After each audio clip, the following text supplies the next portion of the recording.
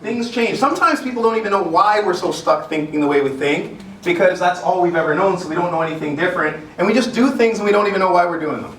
Change is got to be either you create it or you're just going to have to accept it. But either way, change is inevitable. So if we have 10, 15, 20 years of a conditioned way of thinking, a way of doing business, a way of anything, change is tough. We're habitual by nature, guys. People go to work the same time, leave the house at the same time, drive on the same direction, same street, to the point that if you ever get to a corner and you don't see the same lady at the same time walking her dog, either you're late or she's sick. True or false? Yeah. Right. I remember in an MLM they said there's a 95% chance that 95% of everything you know about life, success, and business has come from the opinion of someone in the 95% income group. So if you had to start thinking outside of that 95% group, you'd have to find someone that was in the 5 and be open and receptive to listen to them. True. Yes or no? Yeah. Okay? So let's talk about why you want to build something. Why would you want to build something? We have a Facebook team page, like a virtual office, because our team's spread out all over the place.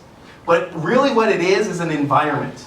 Would you agree, Joe, if you're on our team page? It's an environment where people just want to be recognized. I read in a book one time that says people love recognition more than sex and chocolate. And I love chocolate. People want to be recognized. Recognized, not me putting them together. Chocolate. And it was interesting when I went out to Brockville and Kingston and Ottawa and Barrie and started talking about this, and people admitted, they said, Mario, I haven't talked to you much about the trips. They said, we just thought it was like smoke and mirrors. Thought it was like some house of cards, and because we had heard just recruit a lot of people. They didn't know how like the work that has gone into creating structures. Every 2 weeks, our business gets better. Yeah. If you have people on your team complaining it's affecting you, you don't have enough people. Because all of a sudden when the team got bigger and there were more people having results, all of a sudden the whiners and complainers can't go, this doesn't work. They can only say, I guess I'm not working. Yeah. See, in the beginning they went, oh sure, it works for those two. I see why it works for Cassie. Her last name's Young. If my last name was Young. Right? They complain about everything. Oh, I'd be having success here, but the meetings are here, and did you notice the walls are yellow? If the walls were blue, any excuse to blame. But when it got bigger, there were too many people that we had buy-in, that were following what we were doing, that we could just point to as an example. So when we decided we were going to put some things together, Facebook prospecting was one of the things that we put together. Here's some structure.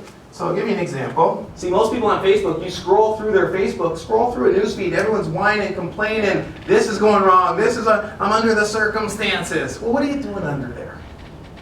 Get out from under there. Right? Everyone wants to complain about what's not working. They want to talk about what they're going through.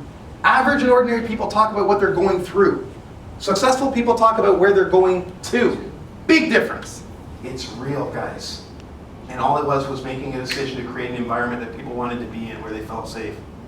Debbie, where they just felt like they could be a part of something. That's it. It was nothing fancy. It was getting excited, acting like we wanted to feel till we started feeling like we were acting. But what's funny is, see, that's my story. But today's not about my story. It's irrelevant to you. It doesn't pay your bills. It doesn't send your kids to private school. It doesn't give money to your church. It's about your story.